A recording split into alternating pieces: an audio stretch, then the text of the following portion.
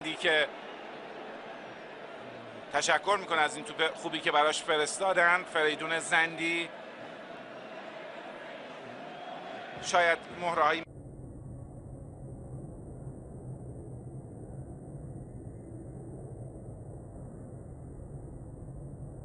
مثل میلاد میداودی، حتی آندرانیک تیموریان اگه شرایط بازی رو واقعا پیدا کرده باشه که اسمش رو نیمکت نشینا رد شده، و گوران بیرکوویچ ذخیره‌ای که معمولا میاد به بازی، علی خسیف،